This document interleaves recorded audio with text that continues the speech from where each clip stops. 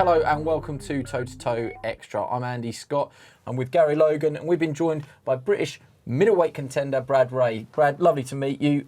We've got you down as the next in this long line of Manchester fighters. Is something about a fight city, and I'm well aware that we're going to offend every other fight city up and down the country, but something very special about Manchester and their boxing history.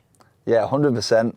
100%, you know, it's a real fighting city, and you really get behind, you know, once a fighter kind of builds that fan base, the city gets behind them, and, you know, you've seen it, the likes of Ricky over the years, and, you know, I think he took it to a next level, you know, taking so many over to Vegas, but yeah, so many good nights have happened in Manchester. You know, you've got that Manchester Arena, and for me, it's a special venue where you know, on the right night with the right fight, you know, you see special things. You get a little tingle, and you know, I've been lucky to be there a couple of times when I've got that feeling, and hopefully, you know, I can give a few people that feeling over the next few years. Well, I'm sure you've already got this building fan base.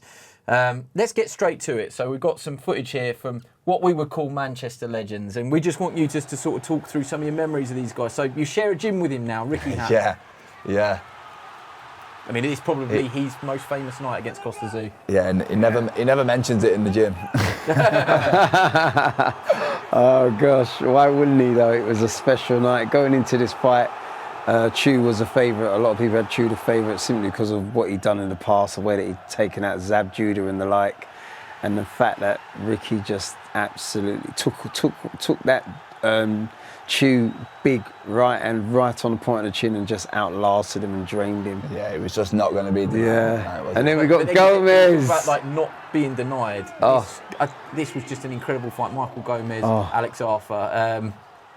That's a real style we had, Michael Gomez. One of my favourite fights to watch, and you know, he's just everything about him. He kind of had, like, you know, the way he used to wear his shorts, and he used to come in the ring with his sombrero on and his entrance song, but he could fight. He really could fight. And you know, this was him at his absolute very best. He had to, because you know, you're talking about fighting a former world champion, a guy that would be a world champion, and he just demolished him. It was some night. That was a special night. The Machine, John Murray. Murray, yes. Big Blue. Yeah, another Big Blue, same as you. Yeah, you know, he was always in entertaining fights, John, as well. You know, he had that good team up with Gallagher early on in his career, and you know, I think he had that kind of Gallagher style off to a T. Do you think that a Manchester style exists? Because there are sort of similarities. All seem to be very good hookers. Yeah. All seem to, not in a disrespectful way, but don't mind taking a punch to give a punch. 100%, and you know, it's probably come down from the year that I grew up watching fighters like John, you know, like Ricky, Michael Brody, like Gomez, Brody, Michael Brody, and something else. You know, it makes you want to fight like these people. Yeah. Do you think that Anthony Crolla here, I think Crolla won't mind us saying this, he made every bit that he could of his ability. Yeah. And you know, he sort of took that mantle on as the fan favourite.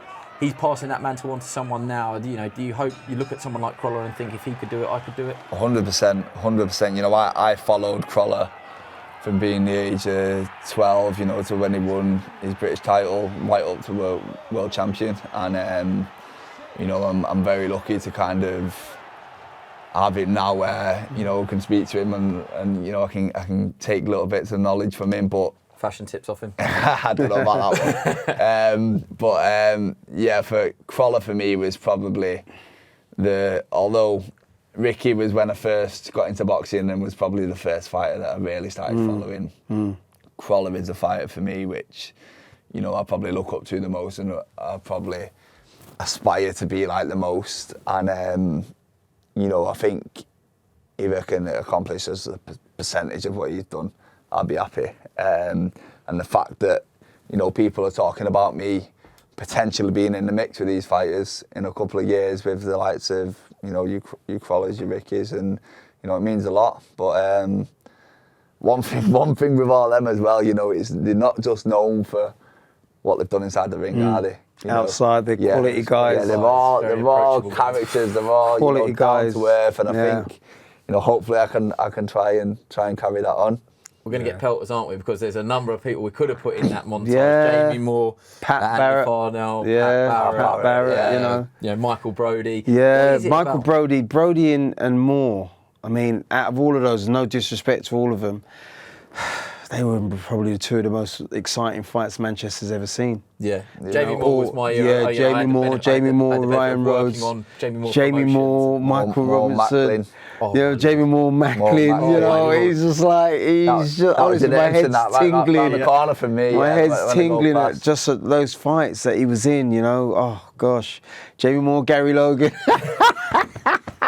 I didn't last too long, but yeah, there's just some special nights. And Brodie Injun Cheer, which is where I boxed Jamie. I boxed him on that bill. And normally I don't come out and watch fights, especially after I've lost.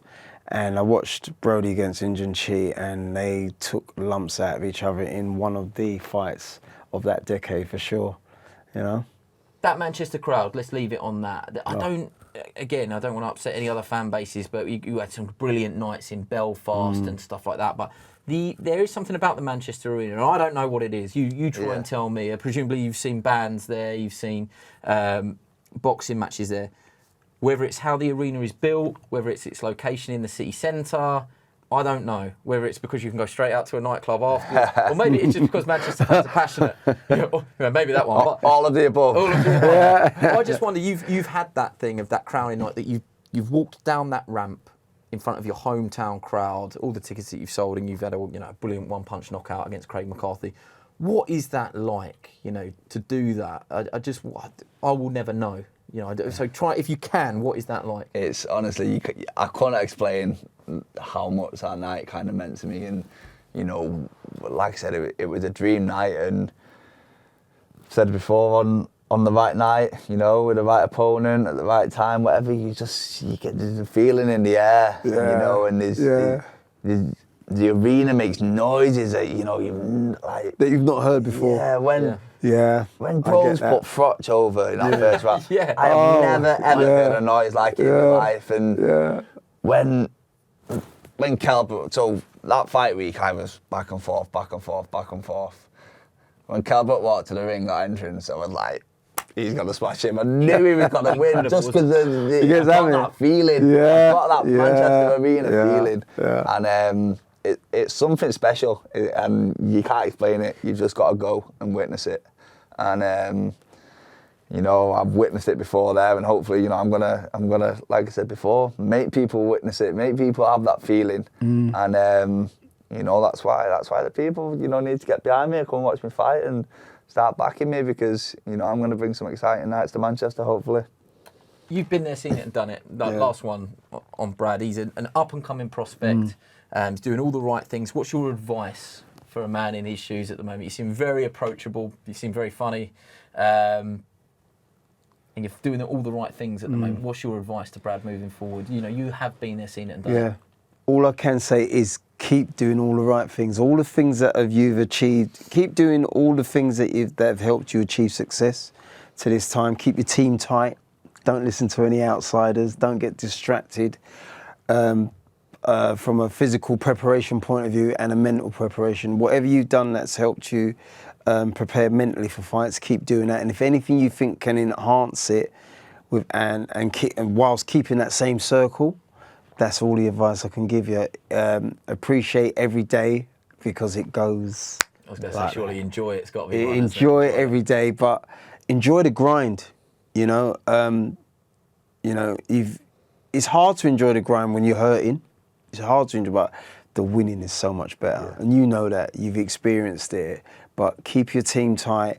Keep trying to learn. Don't think, the one thing, for me personally, my point of view, is that I forgot that, like every other martial art, boxing needs to keep being studied.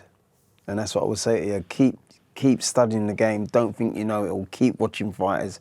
Keep seeing what they do well. Why do they do it well? And how can you put that into your game? And once you keep studying it, you'll keep enjoying it. The minute you stop enjoying it, it does get a lot harder. So keep enjoying and keep studying. That's the only thing I can say. There you go. What a speech that was. Yeah. Gary Logan, ladies and gentlemen. Brad. It's all going to be in my book. exactly. I'm going to go. I'm going to do the foreword. Yeah, exactly. And Thank you so much for coming in, Brad. It's been an absolute pleasure. You can catch all of Brad's stories so far on the Toe to Toe podcast. Join us next week. Sky Sports. Feel it all.